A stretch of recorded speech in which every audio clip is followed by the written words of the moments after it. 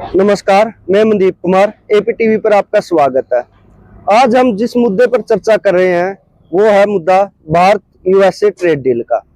इसमें आज हम बात करेंगे कि इस ट्रेड डील से भारत को कितना बेनिफिट हुआ है और जो हमारा फोकस होगा वो होगा एग्रीकल्चर के ऊपर कि किसानों को इस ट्रेड डील से कितना फायदा हुआ है, कितना नुकसान हुआ है। मैं थोड़ा सा आपको इस ट्रेड डील के बारे में पहले बता देता हूँ।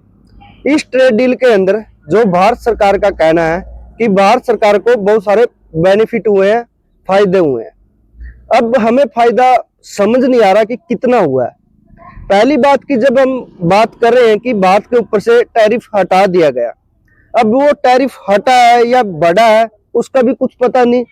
पहले जो टैरिफ था वो 3% था, अभी फिलहाल जो टैरिफ है इस ट्रेड डील के बाद भी वो 18% रह गया।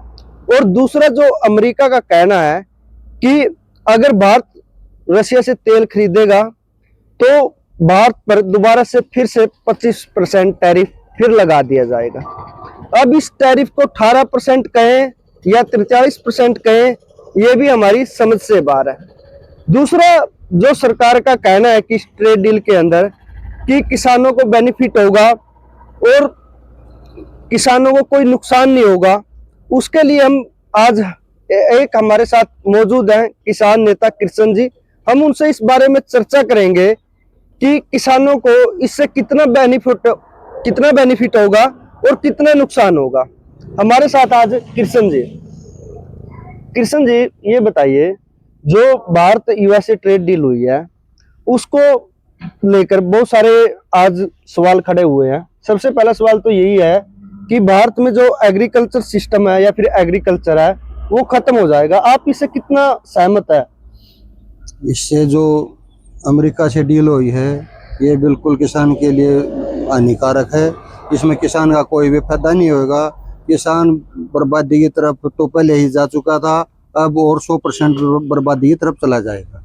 जो इन्हें ये नारा दिया था हमारे प्रधानमंत्री जी ने 2024 में किसान की आय दूनी कर दी जाएगी, और 24 में दूनी आय की बजाय दोगुना किसान का घाटा कर दिया है। और जो ये डील हुई है ये किसान का 100% घाटा है। जो भी फसल की जो भी इसकी डील हुई है, जो भी हमारे वहाँ से अमेरिका से आएगा उसका तेल तो वहीं से निकाल लिया जाएगा, इथेनॉल लगा लो। जो उसका मेन चीज है यहाँ तो छिलका आएगा। जैसे हम देसी भाषा में अपने बोलते हैं, अब सरसों की सरसों का तेल निकालने और खड़ी पशु के काम आती, वही उसी का काम होएगा। जो काम आएगा पशु का है, जैसे गाय का है, भैंस का है, खड़ी का काम करेगा, ये उसका चारा यूज होगा। और जैसे उसका मुर्गी की फीड का है और सूअर का है, ये इसमें काम आएगा। और जो ये हमारे किसान जो पैदा करेगा वो किसान कहाँ लेके जाएगा, ये प्रधानमंत्री ने सोचना चाहिए डील करने में। ये प्रधानमंत्री उसके दबाव में, अमेरिका के दबाव में काम कर रहा है। पीछे हमारा पुलवामा हमला हुआ था, उसमें भी ये बोल ट्रंप ने कई बार कहा मैंने भारत पाकिस्तान का झगड़ा मैंने रुकवाया। हमारे प्रधानमंत्री जी और राजनाथ जी जो हैं रक्षा मंत्री जी, उन्होंने ये कहा था कि झगड़ा हमने लड़ाई हमने बंद करवाया बातचीत से। और बार बार हमने टीवी पे हमने भी देखा है, ट्रंप ने एक करा है, सोशल मीडिया पर घोषणा करी है, अब भारत पाकिस्तान का झगड़ा मैं बंद किया है। और उस बात पे मुद्दा इसने हमें राहुल गांधी ने भी उठाया था, विपक्ष के नेता हैं जो, उसने भी उठाया था। अगर प्रधानमंत्री एक बार मीडिया के आगे ये कह दो भाई ये झगड़ा मैंने रखवाया है, ये उसने नहीं कह सका था। इसी बार यो है, अब किसान की बर्बादी की तरफ ये इनको ले जा रही है।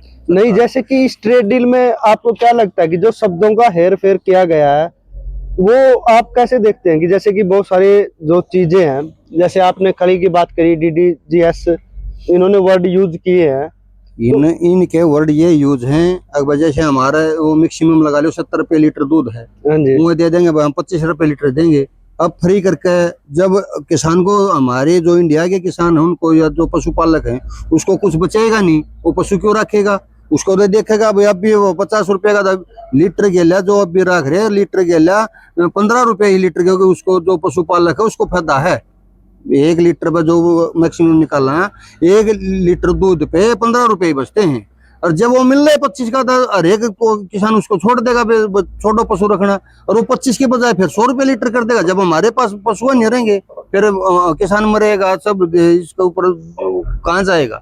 ये देश की बर्बादी की तरफ ले जा रहे हैं। और जो इसमें जो किसान का है, आमजन का है, किसान क्या करेगा? इसमें आमजन का बिल्कुल ही लॉस होगा। और ये हमारी सरकार इसको बर्बादी की तरफ ले जा रही है। जो यहाँ वहां से डील करिए, जो शब्दों का हेरफेर करे है, शब्दों का हेरफेर यही है। आम आदमी को पता नहीं होता क्या हो गया। आम आदमी को कहाँ से पता होगा? हमारे नेता भी अनपढ़ हैं, नेता को नहीं पता, नेता भी अनपढ़ हैं। तो कुछ नेता ऐसे जो पढ़े लिखे हैं, और तो नेता ही नहीं पता वह क्या हो रहा पूरा है। मैं एक प्रोग्राम में था, हमारे गांव में गया था, जो विरोधी हल्का से इलेक्शन लड़ा था प्रदीप नरवाल, तो सॉरी संगवानी, उसने पता करने लगे मैं भाई जो ये सौदा करवाया था नहीं ठीक है गलत है। हमारे गांव में प्रोग्राम था, जो प्रदीप जो विरोधी हल्का से इलेक्शन लड़ रहा हो वहां उसका रूबरू हुए, उन्होंने बोला मुझे नहीं पता, बोला मैंने ये देखा ही नहीं है। क्या ये हमारे नेता का ये हाल है? हम कैसे मान लें ये फायदा का है? फायदा का होता है सब एक आदमी को, सबको पता है। जो नए युवा हैं वो उस पर नेट पर सर्च करके निकाल लेते हैं वो कौन फायदा का कौन नुकसान, उसका नुकसान का है। न तो ये बिल्कुल घाटे का सौदा है, और इसमें आमजन भी और किसान भी बर्बादी की तरफ जाएगा। नहीं, आपको क्या लगता है कि जैसे कि अमेरिका का जब क्या है कि यहाँ पर एग्रीकल्चर का प्रोडक्ट आएगा, तो धीरे धीरे जैसे कि मक्का है, ज्वार है, और जैसे कि जो चूरी में इस्तेमाल होते हैं, तो वो धीरे धीरे करके क्या होगा कि जैसे किसान वहां से आएगा तो सस्ता आएगा और चूरी सस्ती होगी। इससे जो मक्का के किसान है, फिर ज्वार के किसान है, वो धीरे धीरे खत्म हो जाएंगे। तो आपको क्या इस पर क्या लगता है कि क्या ये सही होगा, या फिर हमारा कंपटीशन बढ़ेगा, या प्रोडक्शन इंडिया के अंदर और ज्यादा करने की कोशिश करेंगे किसान? इंडिया का किसान है वो अब नहीं है, गौर मेहनत करेगा। हर एक है जो भी फसल वो फायदे के लिए होता है, पूरी मेहनत कर रहा है। यहाँ हमारे पहले तो बात सरकार कोई सहयोग नहीं करती। अमेरिका में है या और कोई भी दूसरी कंट्री है, विदेश है, वहाँ सरकार कोसे देश में 80%, कोसे में अमेरिका में किसान को 100% सहयोग दे रही है। वो एक लंबे फार्म होते हैं किसान का, हमारे मैक्सिमम निकाले होते हैं 3 एकड़ का जमींदार 3 एकड़ का भी बहुत कम है आज के टाइम में। 1 एकड़ से 2 एकड़ के बीच में मैक्सिमम यही है। और वहाँ तो मतलब 1-1.5 किलोमीटर के 5-5 किलोमीटर के किसान हैं, जिसका 5 बाय 5 किलोमीटर का क्षेत्रफल एक किसान का है। और जो लेबर लगते नहीं, मशीन है, मशीन गवर्नमेंट उपलब्ध करवाती है। जो 100% मशीन है, मशीन की सब्सिडी है या वो 100% उसको किसान को वो करवाती है। हमारे लेबर लग के ज्यादा वो है ना, लेबर लगने में ज्यादा महंगी फसल पड़े है। आप फिर आपका कहना ये है कि हमारा जो किसान है वो उनसे कंपटीशन नहीं कर नहीं, अब भी नहीं कर सकता। और जो उनका माल यहाँ जाएगा, फिर भी अगर ये वो मानना कि उनका बेच सका, हम अपनी और मेहनत कराएंगे। कोई भी किसान है ये बगैर मेहनत अपनी फसल कोई नहीं वो छोड़ता।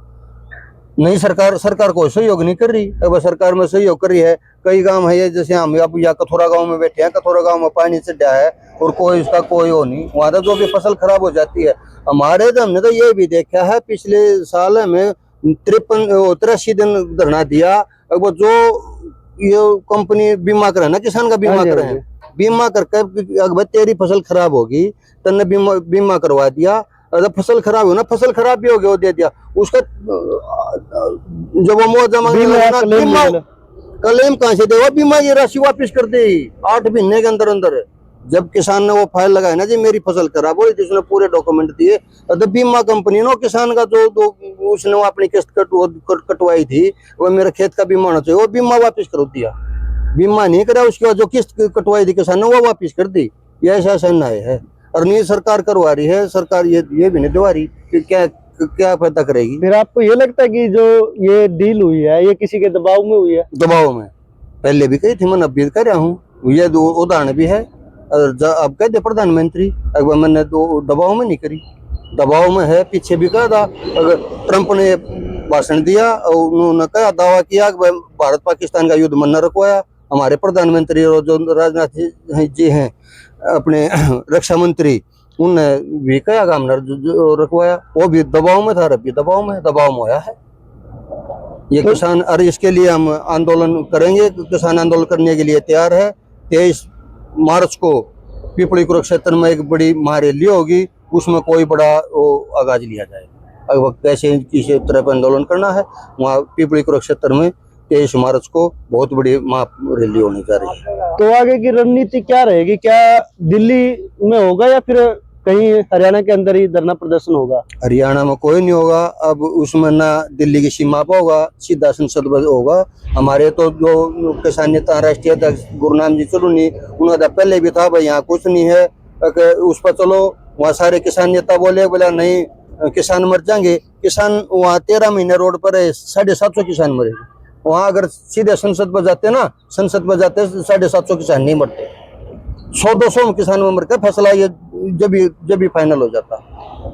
नहीं, एक सवाल तो ये भी उठता रहता है कि जैसे कि किसान नेता हो, चाहे मतलब कि हरियाणा के अंदर और भी कोई नेता हो, क्या करते हैं कि आंदोलन की शुरुआत तो कर देते हैं।